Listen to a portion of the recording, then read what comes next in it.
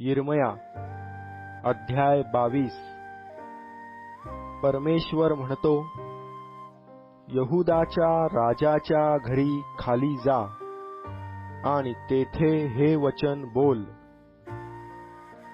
असे म्हण, दाविदाच्या सिंहासनावर बसणाऱ्या यहूदाच्या राजा, तू, तुझे दास व या वेशींनी ये जा करणारे तुझे लोक, असे तुम्ही परमेश्वराचे वचन ऐका. परमेश्वर म्हणतो, तुम्ही न्यायनिवाडा करा, जुलम्याच्या हातातून लुबाडलेल्या सोडवा. परका, पोरका व विधवा यावर अन्याय करू नका, त्यास उपद्रव देऊ नका. या स्थळी निर्दोष रक्त पाडू नका. तुम्ही याप्रमाणे वागाल तर खरोखर दाविदाच्या सिंहासनावर बसणारे राजे, त्यांचे सेवक व त्यांचे लोक रथारूढ व अश्वारूढ होऊन या मंदिराच्या वेशीतून ये जा करीतील. परमेश्वर म्हणतो, माझी शपथ, तुम्ही ही वचने ऐकली नाहीत तर हे मंदिर ओस पडेल. कारण यहूदाच्या राजघराण्याविषयी परमेश्वर म्हणतो, तू मला गिलाद, लबानोनाचे शिखर असे आहेस. मी तुला खात्रीने ओसाड भूमीसारखे, निर्जन नगरासारखे करीन.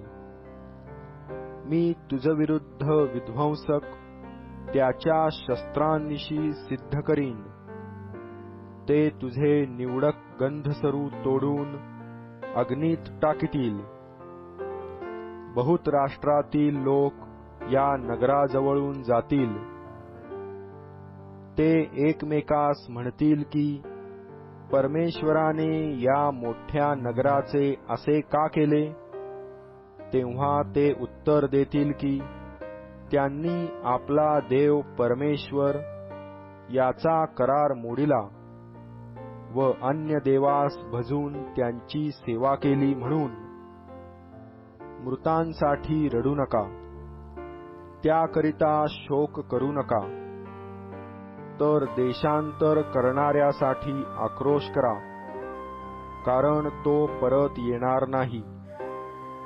त्याला त्याच्या जन्मभूमीचे पुन्हा दर्शन होणार नाही. यहूदाचा राजा योशिया याचा पुत्र शल्लूम हा आपला बाप योशिया याच्या जागी राजा होऊन या ठिकाणाहून गेला.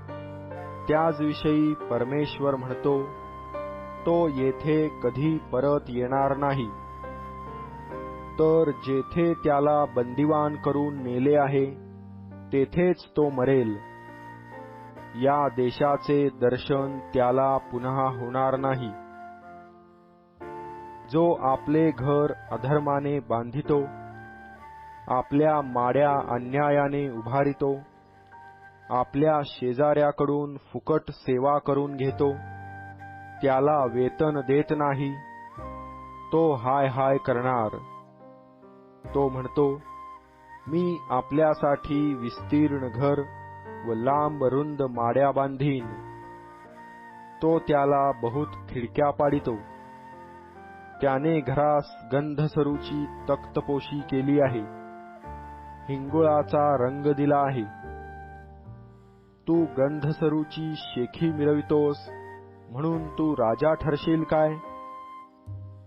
तुझा बाप खातपीत व धर्मन्याय करीत नसे काय? तेव्हा त्याचे बरे चालले होते. दीनदुबळ्यांचा तो न्यायनिवाडा करी, तेव्हा त्याचे बरे चालले होते. परमेश्वर म्हणतो, हेच मला जाणणे नव्हे काय? तरी पण केवळ निर्दोषांचा रक्तपात, जुलूमजबरी व अन्याय्य धनप्राप्ती याकडे तुझे डोळे व मन ही लागली आहेत.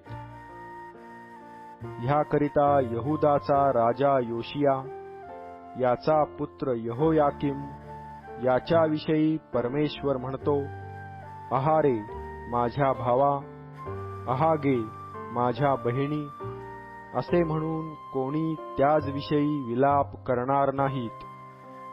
आहारे माझा धनी, आहारे त्याची थोरवी, असे म्हणून त्याचविषयी कोणी विलाप करणार नाहीत.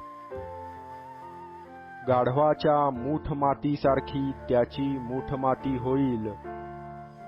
त्याचे शव यरुशलेमेच्या वेशीबाहेर ओढीत नेऊन फेकून देतील. लबानोनावर चढून आक्रोश कर, बाशानात हेल काढून रड, अबारिमाहून आरोळी कर, कारण तुझे सर्व वल्लभ भंगले आहेत. तुझी सुखसोय असता मी तुझबरोबर बोललो तेव्हा तू म्हणालीस, मी ऐकावयाची नाही, माझे म्हणणे ऐकू नये, ही लहानपणापासून तुला खोड आहे. वारा तुझ्या सर्व मेंढपाळास उधळून लावील, तुझे वल्लभ बंदिवान होतील. तेव्हा तू आपल्या सर्व दुष्टतेमुळे लज्जित व फजित होशील. अगे लबानोन वासिनी, गंधसरूवर घरटे करणारी, तुला तिडका येतील.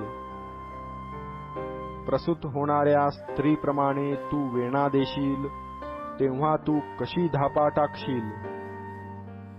परमेश्वर म्हणतो, माझ्या जीविताची शपथ, यहुदाचा राजा यहोयाकीम याचा पुत्र कोन्या माझ्या उजव्या हातातील मुद्रिकेसारखा असला तरी तेथून मी तुला काढून फेकून देईन.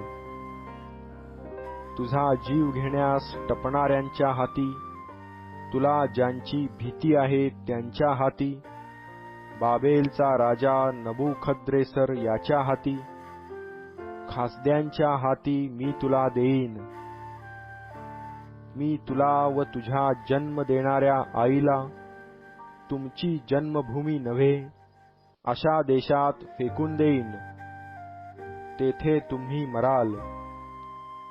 ज्या देशात परत येण्याची ते वांछा करीतील, त्यात ते परत येणार नाहीत.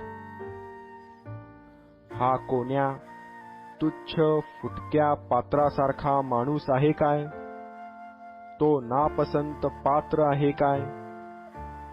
त्याला व त्याच्या संतानाला माहित नाही अशा देशात त्यास का फेकून दिले आहे? अगे पृथ्वी, अगे पृथ्वी, अगे पृथ्वी, परमेश्वराचे वचन ऐक. परमेश्वर म्हणतो, हे लिहून ठेवा की हा मनुष्य निर्वंश आहे.